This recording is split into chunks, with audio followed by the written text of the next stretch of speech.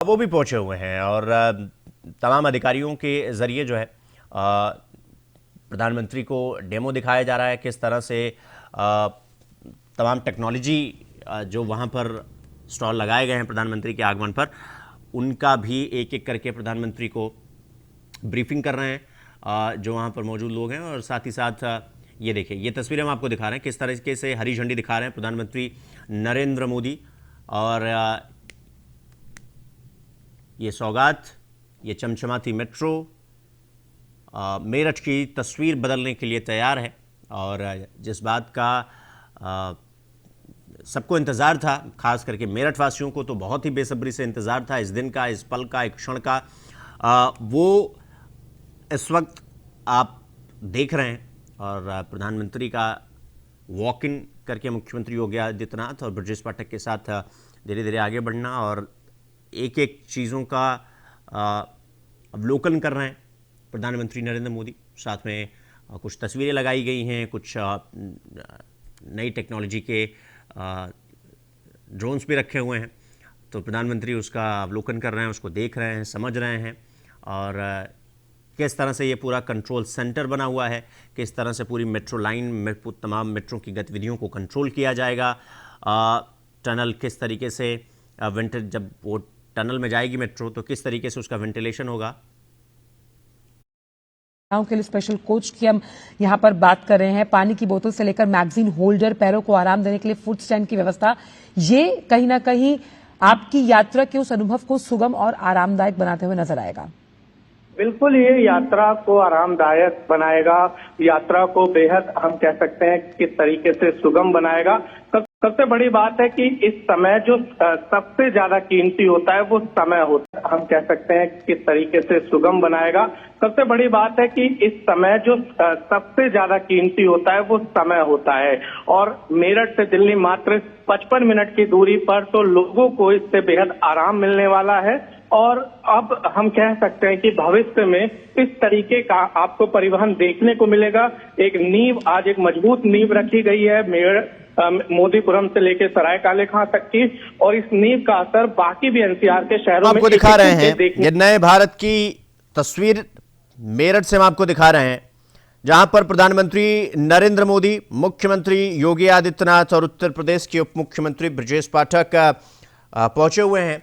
और प्रधानमंत्री का वहां पहुंचना और ग्रीन फ्लैग दिखाना मेट्रो को, और जो सौगात जो मेरठ को मिली है उससे मेरठ वासियों में अलग खुशी आज उनके लिए देखने को मिली। और किस तरह से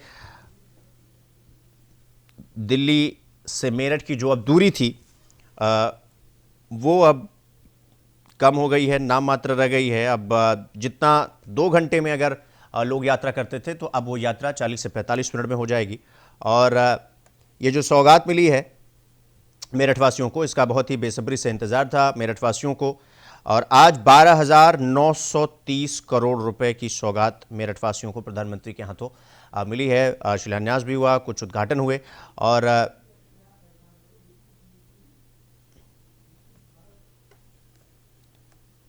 तो विकसित भारत की नई तस्वीर हम आपको दिखा रहे हैं किस तरह से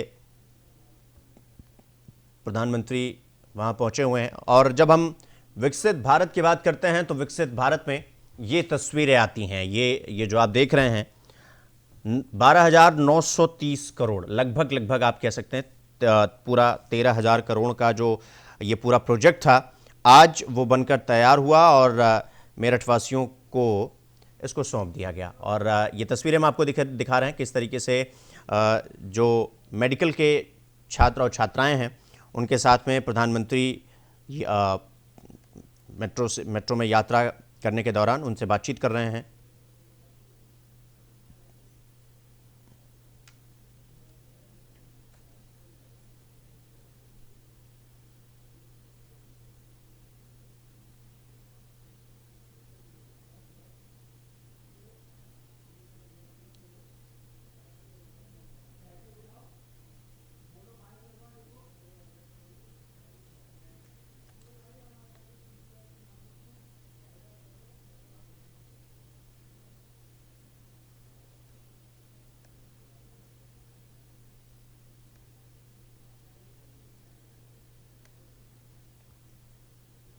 तो अभी के लिए फिलहाल बस इतना ही, लेकिन देश और दुनिया की तमाम खबरों को देखने के लिए देखते रहिए इंडिया डेली लाइव। नमस्कार।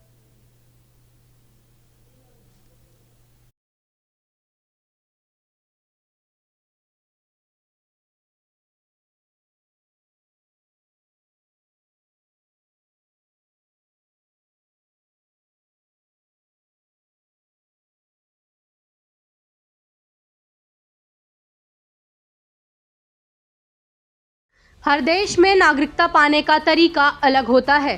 कुछ देश निवेश, रेजिडेंसी या परिवार के आधार पर आसानी से पासपोर्ट दे देते हैं, लेकिन कुछ देश इसे बहुत मुश्किल बना देते हैं।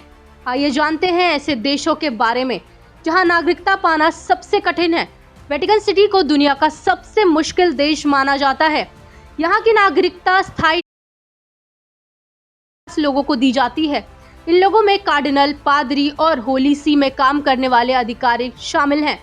जैसे ही उनका आधिकारिक पद खत्म होता है, उनकी नागरिकता अपने आप रद्द हो जाती है।